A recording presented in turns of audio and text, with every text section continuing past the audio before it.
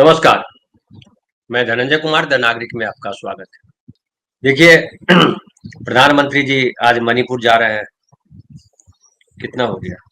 पहुँचने ही वाले होंगे। 12:30 बजे उनका भाषण होगा, चूरा चांदपुर में और वहाँ से 7,300 करोड़ रुपए से ज़्यादा लागत की विकास परियोजनाओं का शिलान्यास करेंगे। प्रधानमंत्री जहाँ जाते हैं विकास परियोजनाओं का शिलान्यास करते हैं, उद्घाटन करते हैं और देश है कि विकास हो ही नहीं रहा है देश का। लगातार लोग जो है परेशान हैं, लगातार लोग जो है चिंता में हैं, सरकार से अपेक्षा करते हैं कि कुछ बेहतर हो और उसके बाद फिर देखिए वहाँ से जनसभा को संबोधित करेंगे, परियोजनाओं का शिलान्यास करेंगे और जनसभा को संबोधित करेंगे। इसके बाद वो दोपहर लगभग 2:03 पर 2:30 पर इम्फाल में ऐतिहासिक कंगला किले से 1200 करोड़ रुपए से ज़्यादा की लागत की राशि का विकास परियोजनाओं का उद्घाटन करेंगे और जनसभा को संबोधित करेंगे। कुकी इलाका है वो चूरा चांदपुर वहाँ और मैतेई जो खास करके इम्फाल जो कैपिटल है मणिपुर का वहाँ तो दोनों तरफ जाएंगे। प्रधानमंत्री को 2 साल पहले जाना चाहिए था, जब वहाँ घटना हुई थी 2023 में, लेकिन नहीं गए और ढेर सारी बातें हुई। बहुत बातें अब दोहराने का मतलब नहीं है, लेकिन अभी भी जा रहे हैं तो वहाँ नहीं जा रहे हैं जहाँ लोग पीड़ित हैं, अभी भी शिविरों में रख बैठे हुए हैं। वो भाषण देंगे, गुण गिनाएंगे, अपनी तारीफ करेंगे, डंका बज रहा है, ये भी बताएंगे कि उनकी माँ को किस तरह से गाली दी गई है, माँ की गाली दी जा रही है, वगैरह वगैरह। पता नहीं अब क्या क्या बात करेंगे, हम शाम में फिर बतियाएंगे उस पर। लेकिन अमूमन अब तक 11 साल में जो करते रहे हैं, दूसरों का दुख सुनने के बजाय अपना दुख ज्यादा सुनाते हैं। उनका दुख ज्यादा जरूरी है सुनना, कि प्रधानमंत्री तो अपना दुख सुनाएंगे, फिर बताएंगे कि क्या क्या हम आपके लिए कर रहे हैं। लेकिन जो लोग मारे गए, 250 से लोग ज्यादा लोग मारे गए, जो दूरी आई है दोनों समाजों के बीच, कुकी और मैतेई के बीच, उसको पाटने के लिए क्या करना है उस पर प्रवचन देंगे। अगर संभव हुआ तो प्रवचन भी देंगे। मनुष्यता क्या है, भारतीयता क्या है, भारतीय संस्कृति क्या है, हम सबको मिलजुल कर के रहना चाहिए, ये तमाम चीज कहेंगे। अब देखिए 15 अगस्त 2023 का हमारे सामने है, स्वतंत्रता दिवस पर उन्होंने कहा था, मणिपुर का 2 बार जिक्र किया उन्होंने और कहा कि मणिपुर में माँ बेटियों के सम्मान के साथ खिलवाड़ हुआ, लोगों की जान गई। कुछ दिनों से लगातार शांति की खबरें आ रही हैं, शांति के प्रयास किए जा रहे हैं, शांति से ही समाधान का रास्ता निकले। कौन कह रहा शांति से नहीं निकलेगा, लेकिन शांति के प्रयास क्या किए गए आपको पता है। ये 2023 में ये भाषण दिया था 15 अगस्त का, 2025 का भाषण दे दिया, 2 साल हो गए। अब जो है शांति का प्रयास अभी उनके जाने से पहले कुछ दिन पहले प्रयास शुरू हुआ है। समझौता कराया गया, जैसे तैसे समझौता कराया गया। समझौते का क्या हासिल होगा वो पता नहीं, चूंकि दोनों समुदाय, खास करके कुकी समुदाय कह रहे हैं कि एक तरफा फैसला किया गया है और जो कहा जा रहा है वो सही नहीं है। जैसे NH2 खोलने की बात की जा रही है, उनका कहना है कि NH2 बंद कब था, NH2 हमेशा खुला हुआ था।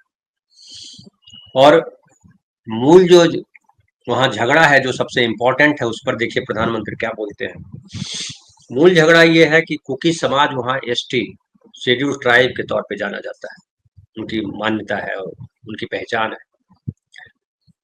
वहाँ के हाई कोर्ट में और तमाम जो है आंदोलन हुए, उसमें कहा गया कि अब जो मैतेई समाज के लोग हैं उनको भी शेड्यूल ट्राइब का दर्जा दिया जाए। और इस बात से कुकी समाज के लोग परेशान हैं।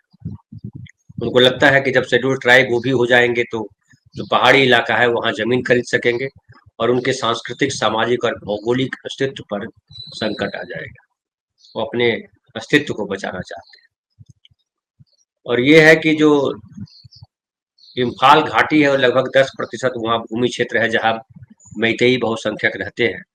बाकी 90% पहाड़ी इलाका कुकी और नगा समुदायों का है। ये क्षेत्र आदिवासी जमीन के अंतर्गत आता है, मैतेई यहाँ जमीन नहीं खरीद सकते। तो इसके समाधान के लिए प्रधानमंत्री क्या करते हैं, ये सबसे इम्पोर्टेंट है, क्योंकि जो झगड़े का मूल है, अगर उसका निराकरण नहीं करते हैं तो शिलान्यास कर रहे हैं, इधर फलाना कर रहे हैं, उधर ढिमकाना कर रहे हैं, उससे मतलब क्या होगा। और मूल वहाँ ये भी आरोप लगता रहता है कि कुकी समाज के लोग जो है वो अफीम की तस्करी करते हैं म्यांमार से, जबकि वो कुकी समाज का कहना है कि हम पर झूठा आरोप लगाया जाता है। अब आरोप कैसे होते हैं और किस तरह से लगाए जाते हैं आप सबको पता है। अब इस देश में किस पे भरोसा किया जाए, ये भी बड़ा संकट का सवाल आ गया है। अब देखिए, उत्तर प्रदेश में आज फिर जो है एक व्यक्ति ने आत्म कहिए कि आत्महत्या ही उसको कहा जाए या उसको हत्या कहिए। मैं आपको बताता हूँ क्या हुआ। मुख्यमंत्री जो निवास है इनका, आदित्यनाथ जी का, उसके पास ही बताया जा रहा है कि 100 कदम की दूरी पर, 100 कदम की दूरी कितनी दूरी होती है, जोड़ लीजिए आप। एक कदम जो है 1 फीट के आसपास होता है, तो 100 फीट की दूरी पर जाहिर है वहाँ सिक्योरिटी वाले रुके रहते हैं कि इधर नहीं जाओगे, उधर नहीं जाओगे। जहर खा करके, जहर खा ली उसने, सल्फास खा लिया। और सल्फास इसलिए खा लिया कि वो बिजली विभाग से परेशान था। और 9:20 पर लामार्ट्स चौराहे पर पहुंचा, पुलिस को चिल्लाकर बताया कि उसने जहर खा लिया है। पुलिसकर्मी युवक को लड़खड़ाता देखकर घबरा गए, उसे तुरंत सिविल हॉस्पिटल ले गए। वहां उसे एडमिट कराया गया। डॉक्टरों ने ट्रीटमेंट शुरू किया। 2.5 घंटे बाद इलाज के दौरान उसकी मौत हो गई। मृतक की पहचान बुलंदशहर के तातारपुर के रहने वाले अजय के रूप में हुई। मरने से पहले अजय ने पुलिस को बताया था कि वह बिजली विभाग से परेशान है। मजबूर होकर उसने सल्फास खा लिया है। ऐसी कई घटनाएं आ रही है उत्तर प्रदेश से। कोई वहां आत्महत्या करने के लिए अपने ऊपर तेल छिड़क लेते हैं, फिर उसको पुलिस वाले बचाते हैं। किसी ने आत्मदाह कर लिया और फिर वो गया अस्पताल, वो मर गया। कोई आधा जला, कोई कोना जला। इस तरह की घटनाएं उत्तर प्रदेश से सबसे ज्यादा आती हैं और लगातार आ रही। पुलिस वाले भी जो है, परसों खबर थी उपाध्याय जी को ले गया और पुलिस ने मार दिया। उसकी पहले एक खबर थी कि पुलिस वाले ने बताया कि हम नहीं ले गए, लेकिन संजय यादव जी को पुलिस वाले की वर्दी में आए थे लोग, ले गए, पता नहीं कहाँ है। तमाम तरीके की चीजें। और सिस्टम जो है, सिस्टम बनाया गया कि आम आदमी का जीवन कैसे बेहतर हो। लेकिन हमारे देश का जो सिस्टम है वो आम आदमी का जीवन कैसे बदतर बनाया जाए, इसके लिए हमने सिस्टम खड़ा कर दिया है। उस सिस्टम में हमने इस तरह के लोगों को भर दिया है और उसमें सबसे अहम रोल निभा रहे हैं हमारे नेता। अहम रोल निभा रहे हैं। उसके बाद नौकरशाह। बिजली विभाग जो है वो प्राइवेटाइजेशन, हर जगह निजीकरण का दौर है। बिजली लीजिएगा तो पैसा नहीं दीजिएगा क्या? तो बिजली लीजिएगा तो पैसा नहीं दीजिएगा, तो पैसा दीजिएगा तो बिल दे देंगे। आपका छोटा सा घर है, 1-2 कमरे का घर है, और 20,000, 15,000, 35,000, 40,000 का बिजली बिल आ जाता है। कई घटनाएं। मैं अपने गांव में जाता, मेरा बिजली बिल, मैंने बिजली कटवा दी थी, यूज करना बंद कर दिया, सब कर दिया, कटवा दिया, इंजीनियर को दे दिया पैसा कि भैया, इंजीनियर ने कहा कि सर इतना पैसा हुआ आपका, बंद कर दीजिए, दे दीजिए, बंद हो जाएगा। हमने उतना पैसा दे दिया, जबकि बिजली हमने जलाई नहीं। चलिए ठीक है। 1 साल के बाद पता चला कि आपका बिजली बिल तो बकाया है। तो जो ये लड़का है बिजली मिस्त्री वहाँ का, उसने कहा, सब गांव में जानता है हमको। बोले भैया आपका मीटर नहीं कटा है। हमने क्यों कटा? तो उसी समय तुम्हारे सामने हमने दिया था। बोला हाँ, लेकिन वो जाना पड़ेगा आपको बिजली ऑफिस। हमारे गांव से कुछ 15-20 किलोमीटर दूर में वहाँ गया। वहाँ उसने कहा सर कि वो सब तो ठीक है, लेकिन आपका ये आया नहीं था यहाँ लेटर। तो हमने कहा ये किसकी गलती थी? सर ये आपकी गलती थी। हमने कहा मेरी कैसे गलती थी? बोला आपको यहाँ बिजली बिल करके चेक करना चाहिए था, आपने चेक नहीं किया। अब महिलाएं थी, मैं क्या बोलूं, आदमी होता तो मैं उसको गलिया था। महिला लड़कियों को आजकल बिठा दिया जाता है ताकि आप उसके साथ कुछ कीजिए तो बदमाशी, कुछ अगर लाउड बोलिए तो आप पे मुकदमा चार्ज कर दिया जाएगा। उसके बाद जो है मुझे कुछ 3,500 के आसपास एक्स्ट्रा भरना पड़ा। मैंने कहा कि भरो, खत्म करो। बोले देखिए सर यहाँ पे ये लिखना पड़ता है डीएक्टिवेटेड। हमने कहा तो ये फिर आप लिख दोगे, आप डीएक्टिवेटेड लिख दिया, फिर लिख दोगे कि एक्टिवेटेड, तो मैं क्या करूंगा? बोला नहीं सर, वो आप फोटो ले लीजिए। मुझे दिया नहीं रिसिप्ट वगैरह, खाली पेमेंट का दिया, डीएक्टिवेटेड का रिसिप्ट नहीं दिया। और बोला कि आप फोटो ले लीजिए। मैंने ले लिया। फोटो कहाँ है मुझे नहीं आता। तो इस तरीके का पढ़े लिखे लोगों को, उसके मेरे सामने एक और आदमी आया हो तो उसने कहा कि हमारा इतना बिजली का बिल आ गया, पता नहीं कुछ 8,000 या 10,000 उसका बिल आ गया था। बोला हमारे पास एक पंखा चलता है, 2 लाइट जलता है, एक कमरे का घर है, इतना बिजली बिल कैसे आ गया? तो बोला कि आप जो है पहले बिल भरिए, उसके बाद बात कीजिए। उसने कहा मैं 8,000 क्यों भर दूंगा, कहाँ से भर दूंगा? बोला नहीं, आपको भरना पड़ेगा। हमने कई जगह सुना है कि 15-15, 25-25 हजार, 30-30 हजार बिल आ जाता है। आम आदमी को रोटी के बांधे हैं, और 15,000, 25,000 बिजली बिल पहले भरेगा, उसके बाद विचार किया जाएगा। बॉम्बे में भी ये चीज है। बॉम्बे में आपका अचानक बिजली बिल बढ़ा दिया जाएगा। आपको 3,000 बिल आ रहा था तो आपको 6,000 बिल आ जाएगा। आप कंप्लेंट कीजिए, कंप्लेंट बोलेगा हाँ हमने कंप्लेंट आपके ले लिया है सर, हमारे आदमी जाएंगे, यहाँ आपके आदमी आएंगे, पता नहीं क्या चेक करते हैं, फिर वो बताएंगे कि नहीं बिल आपका ठीक था। अब आप सोचते रहिए कैसे आया। उसमें से आधे से ज्यादा लोग तो भर देते हैं, क्या करना है यार, कुछ फायदा तो है नहीं। कुछ लोग लड़ते हैं तो लड़ने से कुछ होता नहीं, क्योंकि पहले लड़ने से होता था। जब सरकारी कंपनियां थी तो लोग लड़ते थे तो बिजली का बिल वहां कम करके भरने पड़ते थे। मुझे याद है बीएसईएस जब यहाँ था, बेस्ट की बिजली मिलती थी, तो उस समय जो है आप बिजली ऑफिस जाते थे तो वो वहां पे अधिकारी होता था जो कहता था ठीक है अभी फिलहाल इतना भर दीजिए, फिर चेक किया जाएगा, फिर चेक करते थे, फिर वो जो एक्चुअल बिल आता था वो भरते थे। लेकिन बॉम्बे की बात मैं अगर खाली करूं, बॉम्बे में जो है वो बीएसईएस के बाद वो बिल ले लिया रिलायंस ने, अनिल अंबानी ने ले लिया। तो जो 600 बिल आता था वो 1200 हो गया। फिर अनिल अंबानी के बाद वो बेच दिया अडानी जी। अडानी जी के बाद जो 1200 आता था वो 2400 आ गया। इस तरह से बिजली बिल बढ़ते चले गए। और भरिए, क्योंकि वो बिजली का लीकेज जो है ना, लीकेज भी है। लीकेज मतलब होता है कि बिजली डिस्ट्रीब्यूट करते समय कई जगह डिस्ट्रीब्यूशन में गड़बड़ी होती है, लीक करता है, और कई जगह चोरी करते हैं बिजली बिल की, चोरी करते हैं। खास करके छोटे छोटे कंपनियां, दुकानें, फैक्ट्रियां होती हैं, उसमें गड़बड़ी करते हैं लोग, और उनकी मर्जी से करते हैं, वो पैसा भी हम ही पे चार्ज किया जाए। तो बताइए, बिहार में मैं देखता हूँ, उत्तर प्रदेश में भी वही हाल है, प्राइवेटाइजेशन कर दिया गया, बिजली हमने ला दी। नीतीश कुमार खूब हल्ला किया हमने बिजली ला दी। मोदी जी बोलते रहते हैं अब बिजली सरप्लस हमारे पास होता है। ये क्या बिजली ला दी? बिजली के बदले खून लेते हैं आप। गरीब आदमी जिसका बिजली का बिल 25,000, किस किस आधार पे दिया 25,000? कोई इसके है पर? जब रेगुलर आ रहा था, समझिए 400, 500, 200, 300 ऐसे बिजली का बिल आ रहा था, और अचानक 25,000 आ जाता है, तो आप उससे भरने क्यों कहेंगे कि 25,000 भरिए तो काम चलेगा? तो ये सारी चीजें हैं, और आदमी की, आम आदमी की कोई कीमत नहीं, कहीं कीमत नहीं। आम आदमी इनके लिए कीड़े मकोड़े की तरह है। और जब से ये राम राज्य वाले आए हैं, तब से तो कहीं पहले पहले जो होते थे ना लोग, वो थोड़ा शर्म आते थे। कांग्रेस से जो समाजवादी होते थे या मायावती के लोग होते थे, उनको थोड़ा शर्म आती थी, आंख में शर्म थी कि अरे हाँ यार शिकायत कर रहा है, जेनविन ये गड़बड़ है। लेकिन जब से 11 साल से ये लोग आए हैं, शर्म को गटर में बहा दिया, खुद ही गटर में बैठे हुए। एक देखिए आपको वीडियो दिखाता हूँ, उसे समझ में आएगा कि कितने बेशर्म लोग हैं ये लोग। ये उधार लिया, हो सकता है कॉपीराइट भी मेरे पर चार्ज करते, लेकिन ये दिखाना जरूरी है, कॉपीराइट चार्ज करे चाहे कुछ करे। ये देखिए, ये जो है जागरण ने एक प्रोग्राम किया था, उसमें जो महान आरएसएस विचारक है वो क्या बोल रहा है, सुनिए जरा। मेरा प्रश्न आपसे ये है कि जब ऑपरेशन सिंदूर हुआ था तो काफ़ी हाईलाइट किया था पाकिस्तानी सेलिब्रिटीज़ और उनके क्रिकेटर्स ने इंडिया के बारे में काफ़ी चीज़ें बोली थी। तब ये स्टेटमेंट काफ़ी बोली गई थी कि खून और पानी एक साथ नहीं बह सकता, खून और खेल एक साथ नहीं हो सकता। तो अब 14 को क्रिकेट मैच क्यों खेला जा रहा है पाकिस्तान के साथ? क्यों हमारे क्रिकेटर्स उनके साथ हाथ मिला रहे हैं?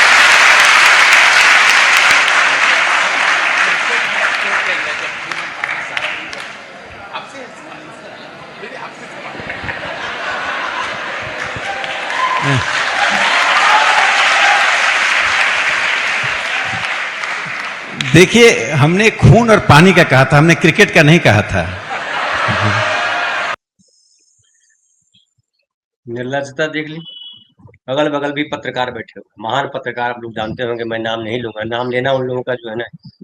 हालांकि हमारे भाई ने कहा था एक ने कि आप सुबह सुबह दर्शन मत कराइएगा, लेकिन ये दर्शन कराना जरूरी था आर राठौर जी। ऐसे निर्लज लोग, और बोलते हैं वो आरएसएस के विचारक है। आरएसएस के विचारक जब ऐसा जवाब देगा, हमने खून और पानी कहा था, क्रिकेट नहीं कहा था, तो जो जो बोलेंगे वही करेंगे। ये निर्लजता नहीं तो क्या है? आप इतना लंबा लंबा डायलॉग बोले थे, पाकिस्तान का ऐसा कर देंगे वैसा कर देंगे, क्या किया? चीन जाकर के फाइनली, चीन में जाकर के भी आप नहीं साबित कर पाए। पाकिस्तान को कहीं कटघरे में खड़ा नहीं कर पाए। यहाँ विपक्ष को कटघरे में खड़ा करने में हमेशा लगे रहते हैं, देशद्रोही है, पाकिस्तान की तरफ से बोल रहा है, पाकिस्तान की भाषा बोल रहा है, क्या क्या बोलते रहते हैं। तो इनके पूरा 11 साल जो है विपक्ष को कटघरे में खड़ा करना, विपक्ष को बदनाम करना, विपक्ष को कीचड़ उछालना। एक इनके सांसद है दुबे जी, नाम नहीं लूंगा, दुबे जी से समझ लीजिए, वो छब्बे जी बनने गए हैं, तो चौबे नहीं छब्बे बनने गए, छब्बे हैं, लेकिन ऐसे घटिया घटिया कमेंट्स लिखते हैं, पोस्ट लिखते हैं कि शर्म आ जाए कि पढ़ा लिखा आदमी है कि अनपढ़, अनपढ़ भी ऐसा नहीं लिखे। एक सूत्री कार्यक्रम रहता है, नेहरू को कैसे गलिया जाए, इंदिरा गांधी को कैसे गलिया जाए, और नेहरू को गलियाने के लिए वो सहारा लेते हैं, इनके अपने तो कोई है नहीं जिनका सहारा ले सके। कभी भगत सिंह का सहारा लेते हैं गांधी को गाली देने के लिए, कभी पटेल का सहारा लेते हैं नेहरू को गाली देने के लिए। इनका यही काम है। दुर्भाग्य है कि ये ऐसा, इनके पास एक लेयर है हिंदू का, और वो हिंदू जो है देश में बहुजन भी हिंदू बने हुए। 52% जो 50%, 55% जो पिछड़े अति पिछड़े हैं, जो दलित हैं, वो सब उनको मिला दीजिए तो 60% से ऊपर हो जाता है। ये सब हिंदू बनने के लिए मरे जा रहे हैं। हिंदू के तौर पे कहीं सम्मान इनका नहीं, न मंदिर में सम्मान है न कहीं और सम्मान है। आप देखिए स्टूल मंत्री उत्तर प्रदेश का, आरक्षण को लेकर के कितनी गड़बड़ी हुई है, कोई शर्म नहीं आती। लेकिन क्या कहिए, खैर, तो ये बेशर्मी का आलम है। इस बेशर्मी के आलम को समझ लीजिए, आपको समझ में आएगा कि कैसे सरकार चल रही है, कैसे ये देश चलाएगा। वो लड़का जो आज जहर खा लिया सल्फास खा लिया और मुख्यमंत्री के आवास के पास आकर के अपनी जान देता है, वो कितनी पीड़ा में होगा, ऐसी कल्पना कीजिए। मोदी जी की माँ को गाली दे दी किसी ने, जिसने गाली दी उसको पकड़ लिया, उसको पुलिस वाले ने कूटा भी होगा, पता नहीं कितने महीने साल जेल में अंदर रहेगा, बंद रहेगा। क्योंकि जजेस साहब को, जो जज साहब बैठे उनको भी लगेगा, अच्छा प्रधानमंत्री को माँ की गाली दे दी तो बहुत खतरनाक काम किया, बंद करो साले को, कोई जमानत नहीं देना है। यही है हमारा स्वभाव। और वो भी तो किसी माँ का बेटा है, उसने तो गाली दी, आपने तो जिंदगियां बर्बाद कर दी। 260 लोग जो मणिपुर में मरे, उसके जिम्मेदार कौन है? नरेंद्र मोदी, इकलौता व्यक्ति है नरेंद्र मोदी जो जिम्मेदार है। ढेर सारे लोग जो मारे गए मॉब लिंचिंग में और दूसरी वजहों से, किसान मारे गए 750, कौन जिम्मेदार है उसका? नरेंद्र मोदी। लेकिन आप किसी की हत्या कर दीजिए तो आप प्रधानमंत्री बन सकते हैं, गृह मंत्री बन सकते हैं, कोई और मंत्री बन सकते हैं, सांसद बन सकते हैं, मुख्यमंत्री बन सकते हैं, हत्या करके, दूसरों को राह में संकट उपजा करके। और हम कहते हैं हम सबसे महान धर्म के महान नागरिक हैं, महान धर्मावलंबी हैं, महान देश के नागरिक। ये महानता है, जहां गरीब आदमी की कीमत 5 किलो अनाज, जहां गरीब आदमी का स्वाभिमान जो है शून्य है, उस पर पेशाब कर दीजिए आप। लेकिन हम क्यों बोलते हैं? कई दफा लगता है कि हमारे बोलने का असर होता है क्या, लेकिन मुझे लगता है असर होता है। कम से कम 115 लोग, आप लोग जो सुन रहे हैं, उनके दिमाग में भी आएगा और लगेगा कि लड़ा जाना चाहिए। तो ये जो हो रहा है वहां पे, कई लोग कह रहे हैं कि ये जो हो रहा है भारत नेपाल में जो हुआ, भारत में कब होगा? भारत में नहीं होगा, और भारत में होना भी नहीं चाहिए। अगर वही होगा, अगर जो बांग्लादेश में हुआ, जो नेपाल में हुआ, जो भारत, जो श्रीलंका में हुआ, तो भारत में भी वही हो जाए, तो फिर भारत महान देश कैसे? भारत महान देश है, इससे कोई इनकार नहीं कर सकता। क्योंकि भारत में ढेर सारी सभ्यताएं हैं, ढेर सारी परंपराएं हैं, ढेर सारी संस्कृतियां हैं, ढेर सारी भाषाएं हैं, ढेर सारे धर्म हैं, बहुत सारे विचारों के लोग रहते हैं, और इस देश में विचारों को बड़ी अहमियत दी गई। दुनिया में भारत का लोहा माना दुनिया ने अगर जब कभी, तो विचारों की वजह से, चाहे वो बुद्ध के विचार थे, चाहे वो गांधी के विचार थे, चाहे वो विवेकानंद ने कुछ जाकर के कहा था, चाहे नेहरू के विचार थे, उन विचारों की वजह से भारत की पहचान बनी। लेकिन कभी कभी होता है, गटर के लोग जो है वो सिरमौर हो जाते हैं, जिससे बरसात में मेढक जो है वो पानी के ऊपर। हम लोग गांव में, मुझे याद आता है, हमारे यहाँ जब बाढ़ आती थी तो मेढक की आवाज़ सबसे ज़्यादा आती थी, कोयल की आवाज़ नहीं आती थी उससे। ये तो कोयल की आवाज़, पंकी की आवाज़, अलग अलग पक्षियों की आवाज़ आया करती है हम जब गाँव जाते थे उस वक्त। लेकिन बरसात में जो है खाली मेढक की आवाज आती थी, टर टर टर करता रहता था। तो कभी कभी, लेकिन वो बरसात का थोड़ा समय होता था जब पानी भरा रहता, उसके बाद फिर मेढक जमीन के अंदर घुस जाते थे। फिर वो पक्षियों की आवाज आती थी, फिर वो बहार आती थी, फिर वो फसल लहलहाती थी। फिर हम लोग खेत में जाते थे, चना उखाड़ लाते थे। हम लोग खेत में जाते थे, धान की बाली तोड़ करके लाते थे, काट करके, और उसको जो है पंछियों के लिए लगा देते थे। फिर जो धान आता था कट करके, तो धान जो है वो उसको पूंज बनाया जाता था और उसको डेंगाते थे। उस समय जबकि मैं बात कर रहा हूँ, ज्यादा मुझे अच्छा लगता। अभी तो ऐसे ऐसे मशीन पे रखा और धान झड़ जाता। उस समय मजदूर महीनों काम करते थे और पीटते थे उसको। इतना बड़ा बड़ा आटी आटी उसको कहते थे, बनाया जाता था, उसको पीटते थे। और जो है धान, उस समय धान का समय बड़ा बढ़िया होता था, सब्जियां नई, शकरकंद आ जाता था, वो खाने में अच्छा लगता था, दूध के साथ, दूध और शकरकंद पका करके खाते थे। फिर पूस पिट्ठा, पूस महीना आता था, फिर जो हम लोग के यहाँ पूस पिट्ठा बनता था। पूस महीने में ठंड होती थी और माँ जो है पिट्ठा बनाती थी, और वो खोए का, तीसी का, वो सूजी डाल करके, मुझे जहाँ तक याद है, इन सब उसमें गड़ी का कर करके डाला जाता था। कई तरीके का गुड़ का भी बनता था, पिट्ठा बनता था, और वो बड़ा टेस्टी लगता था। कई दिन हम लोग खाते थे। अक्सर जब माँ को कहते थे कि माँ बना दो गुड़ का पिट्ठा या खोए वाला। उसमें दूध बड़ा सस्ता मिलता था, मुझे मुझे लगता है कि 6 रुपए लीटर था उसमें दूध। 6 रुपए था या 3 रुपए था, ऐसा ही कुछ था। तो समझिए अगर 2-3 लीटर दूध आ गया, तो 1 लीटर दूध में उसमें एक एक पाव मतलब 250 ग्राम खोआ होता था। दूध इतना थिक होता था, भैंस का दूध। और उसके बाद जो है खोए में शक्कर वक्कर डाल के, उसमें किशमिश वगैरह वगैरह डाल करके माँ बनाती थी। अभी माँ यहाँ मेरी बॉम्बे में है, बनाती है तो बुलाती है, मेरे छोटे भाई के साथ रहती है, तो आइए पिट्ठा खाने के लिए। लेकिन अब पाचन तंत्र भी कमजोर हो गया है, तो ताजा पिट्ठा तो ठीक है, लेकिन अब 4-5 में खा लेता हूँ, जरूरत से ज्यादा भी खा लेता हूँ। लेकिन जब बासी पिट्ठा खाने में अब जो है गैस हो जाती है, शायद खोए की वजह से। तो ये है। अब देखिए, दिलशाद जी कह रहे हैं पहले विचारों से भारत की पहचान थी, अब विचारों की वजह से देश बदनाम। लेकिन वो कहते हैं डंका बज रहा, 12:30 बजे सुनिएगा जरा उनको, हम सुनेंगे तो फिर बताएंगे आपको कि क्या हो रहा है। 12:30 बजे दिन में कोई प्रोग्राम करने का मकसद नहीं, आँख को ऐसे भी आराम देना है मुझे, रात में ही सीधा बात करेंगे। तो ये स्थिति है। और देखिए नेपाल में क्या हुआ, नेपाल में सुशीला कार्की जो है वो अंतरिम पीएम बनाई गई है। कि हालांकि एक तो ये था कि वहाँ पे कोई जुडिशियली का आदमी जो है पॉलिटिक्स में नहीं आ सकता था रिटायर होने के बाद, ये संविधान में प्रावधान था। लेकिन जेन जेन जेड जो है उन लोगों ने कहा कि नहीं होगा, और राष्ट्रपति को मानना पड़ा, और फिर सुशीला कार्की जी को अंतरिम प्रधानमंत्री बनाना पड़ा। बालेंद्र शाह ने भी समर्थन दिया, और अब ये है कि 6 से 12 महीने के बीच में चुनाव कराना होगा, और नेपाल की संसद को भंग कर दिया गया। नागरिक और सेना दोनों के रिप्रेजेंटेशन वाली सरकार है। पुराने दल और नेताओं की संपत्ति की जांच के लिए पावरफुल जुडिशियल कमीशन का गठन किया जाए, ये मांग की गई उनसे।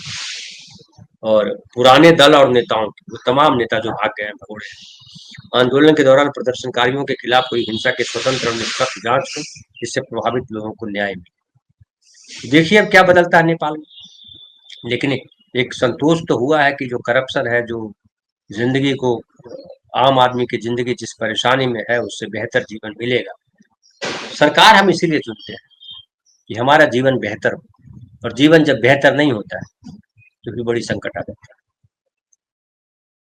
और निराशा में फिर नेपाल, बांग्लादेश, श्रीलंका जैसी स्थितियां आती हैं, जब घुस जाते हैं युवक, आंदोलनकारी, और तोड़ फोड़ करते हैं, आग लगा देते हैं, मार देते हैं।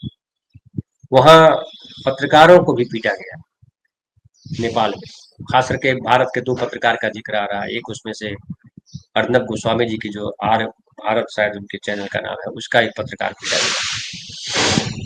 और मैं देख रहा था सोशल मीडिया पे कई लोग खुश हो रहे थे कि पत्रकारों को पीटा, अच्छा हुआ, गोदी मीडिया के पत्रकारों को पीटा। लेकिन जो स्टूडियो में बैठते हैं पत्रकार, वो नहीं पीटते, वो यहीं बैठे रह जाते हैं। उनके छोटे पत्रकार जो नौकरी के लिए ज्वाइन करते हैं, वो पीट जाते हैं, उनको जाना पड़ता है। कोई भी जाए, लेकिन मारपीट नहीं सही है। आंदोलनकारियों को यह ध्यान रखना है कि मीडिया फाइनली जो है वही माध्यम है आम आदमी तक पहुंचने तक का। आप उसको अगर डरा दोगे तो दूसरा भी डर लगेगा उसको, और फिर ये गलत परंपरा। पत्रकार जो है, ठीक है, आजकल पत्रकारों की स्थिति ये हो गई है कि वो आम आदमी की तरफ से नहीं बात करते हैं, गरीबों की तरफ से नहीं बोलते हैं, वो सरकार की तरफ से बोलने लगे, सरकार को डिफेंड करने लगे। पत्रकार का काम सरकार को डिफेंड करना नहीं है, पत्रकार का काम है सरकार की आलोचना करना, उनकी गलतियों पे उंगली रखना, उनसे कठिन सवाल करना। हमारे यहाँ पत्रकार ये सब काम नहीं करते हैं। वो काम करते हैं पत्रकारों से सवाल करने, वो सवाल करने की जगह जो है मुर्गा लड़ाते हैं। चैनलों पे आप मुर्गा लड़ाते हुए देखते हो, तो चैनलों पे मुर्गा लड़ाते हैं, अलग अलग पार्टियों के फिक्स किए हुए वो आते हैं प्रवक्ता, और वो फिक्स किए हुए जवाब देते हैं। वो जवाब सेट है, एक सवाल करेंगे वो बीजेपी वाले से, दूसरा सवाल करेंगे उसका जवाब बोलेंगे दीजिए, जो विपक्ष की पार्टी के लोग हैं वो देंगे, फिर उनसे सवाल करेंगे, फिर ये देंगे, और दोनों को लड़ाएंगे। और जहां लगेगा कि बीजेपी कमजोर पड़ रही है तो खुद आके खड़े हो जाएंगे, क्योंकि प्रवक्ता के जगह पे साथ में आप राजनीतिक विश्लेषक भी हो गए हैं और विचारक हो गए। सब विचारक, विचार नहीं है लेकिन विचारक, विचार एक ही है दुनिया में। उस विचार को कहते हैं कि आम आदमी कमजोर आदमी के साथ खड़े हो या नहीं। जो कोई भी कमजोर आदमी के साथ खड़ा नहीं है वो विचारक नहीं है। जो उद्योगपतियों के साथ खड़ा है, कारपोरेट वालों के साथ खड़ा है, पूंजीपतियों के साथ खड़ा है, वो विचारक नहीं हो सकता। विचारक होने की पहली शर्त है कि आप जो है कमजोर आदमी के साथ खड़े हैं या नहीं है, कमजोर आदमी के लिए संवेदना आपके मन में भीतर है कि नहीं है, पीड़ित के प्रति संवेदना है कि नहीं। विचारक उसको नहीं कहते हैं जो प्रधानमंत्री की माँ को गाली दी, प्रधानमंत्री को माँ की गाली तो इस्तीफा दे दो यार, तुम इस लायक भी नहीं हो कि तुम्हारी माँ को गाली ना दे। इस लायक भी अगर नहीं हो आप तो इस्तीफा होने रो क्यों रहे। ऐसे प्रधानमंत्री को आप महान यशस्वी प्रधानमंत्री बताते हैं और वो विचारक कहलाते हैं। वो विचारक नहीं, कुचारक है। लेकिन हमारे यहाँ हर चीज को पलट दिया गया, पलट इसलिए दिया गया है, और इसीलिए मैं बार बार सामाजिक न्याय का जिक्र करता हूँ। और मैं चाहता हूँ कि हमारा चैनल इसी तौर पे जाना जाए कि सामाजिक न्याय की बात करने वाले लोग, जो पिछड़ी जातियां हैं, दलित जातियां हैं, अति पिछड़ी जातियां हैं, उनका रिप्रेजेंटेशन नहीं है, न पत्रकारिता में है, न एजुकेशन सेक्टर में है, न न्यायपालिका में है, न कहीं नहीं। और जिस फफूंद कहता हूँ उसको, फफूंदों को, जो बहुजन समाज के नेता जो घुसे हैं उनके साथ बैठे हैं, वो फफूंद है। उन फफूंदों को इसलिए रखा गया है ताकि वो दिखाई पड़े कि देखो तुम्हारे समाज के लोग फफूंद होते हैं, हम क्या करें, हमने तो इनको बना दिया। आरएसएस कह सकता है कि हमने तो नरेंद्र मोदी ओबीसी को बना दिया प्रधानमंत्री, वो तुम्हारे लिए नहीं काम करता तो हम क्या करें। हमने तो बना दिया मौर्य को डिप्टी चीफ मिनिस्टर, वो नहीं काम करता है बहुजनों के लिए तो हम क्या करें। हमने तो नीतीश कुमार को देखो इतने साल से बनाया हुआ मुख्यमंत्री, वो ईडब्ल्यूएस लागू कर देता है, तुम्हारे लिए आरक्षण लागू नहीं करवा पाता है तो हम क्या करें। वो कह सकते हैं और कहना भी चाहिए, क्योंकि आरएसएस तो खुलेआम कहता है कि आरक्षण गलत है। आरएसएस तो खुलेआम कहता है कि जो है ये दलित पिछड़े जो है वो घटिया राजनीति करते हैं, जातिवादी राजनीति करते हैं। लेकिन जो दलित पिछड़े समाज के जो लोग हैं उनको लगता है कि हमको हिंदू महान हिंदू राष्ट्र बनाना है। तो आरएसएस वाले को मैं भी दोषी नहीं मानता। अपने गिरेबान में झांकने की आदत होनी चाहिए कि हम क्या है। तो आपके नेता मंत्री बनने के लिए दुम हिलाते रहते हैं, उनको वोट दीजिए, वो मंत्री बनेंगे, फिर कहेंगे कि जो है हम अपने बेटे को नहीं बढ़ाएंगे तो क्या तुमको बढ़ाएंगे। तो जैसे आप होगे वैसा नेता चुनोगे। सवर्ण के नेता ऐसा नहीं बोलते। तो हर जगह शर्मा जी, मिश्रा जी, दुबे जी, पांडे जी, फलाना जी, ढिमकाना जी निर्लजता पूर्वक बोल देते हैं। हाँ तो क्या दिक्कत है, हिंदू राष्ट्र होना चाहिए। आप बोल सकते हो संविधान का राष्ट्र होना चाहिए, नहीं बोल पाते हो। जो नेता आपके लिए बोलते हैं उसको वो फंसा देते हैं, परिवारवादी कह देते हैं, तो फलाना कह देते हैं, तो ढिमका टोटी चोर कह देते हैं, चारा चोर कह देते हैं, पलटू राम कह देते हैं, और आप मान लेते हो। आप ये विचार नहीं करते हो कि ये सब पिछड़े लोग ही क्यों होते हैं। पलटू राम, चारा चोर, टोटी चोर, सारे चोर पिछड़े क्यों होते हैं। तो बहुत बहुत धन्यवाद, मिलते हैं फिर रात में। उम्मीद करते हैं कि आंख पूरी तरह से नहीं तो कम से कम आधी ठीक तो हो ही जाएगी। बहुत बहुत धन्यवाद।